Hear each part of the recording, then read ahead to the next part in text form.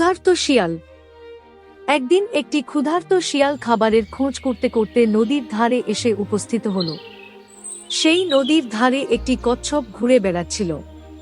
শিয়াল খিদের জ্বালায় সেই কচ্ছপটির উপরই ঝাঁপিয়ে পড়ল। শিয়াল যেই না কচ্ছপটিকে কামড়াতে গেল, কচ্ছপটি অমনি তার খোলসে ঢুকে গেল। শিয়াল আঁচড়ে কামড়ে নানাভাবে চেষ্টা করতে লাগলো খোলসটিকে ভাঙবার, কিন্তু অসফল হল। শিয়ালটি কিন্তু দমল না, সে বারবার চেষ্টা করতে থাকল। সেই সময় দূর থেকে একটি খরগোশের এই ঘটনাটি চোখে পড়ল। সে এগিয়ে এসে শিয়ালের ব্যর্থ প্রচেষ্টা দেখে খুব হাসতে লাগল। শিয়াল যদিও তখনও খেয়াল করেনি ব্যাপারটা। সে তার পুরো শক্তি দিয়ে চেষ্টা করেই চলেছে খোলসটি ভাঙবার। এক সময় খরগোশ শিয়ালের দিকে এগিয়ে এলো আর তাকে হাসতে হাসতে বলতে লাগলো, এ তোমার কম্ম নয়, তোমার দ্বারা হবে না। এইবার শিয়ালের নজর গেল খরগোশের দিকে। ক্ষুধার্ত শিয়াল তখন কচ্ছপকে ছেড়ে ঝাঁপিয়ে পড়ল খরগোশের ওপর।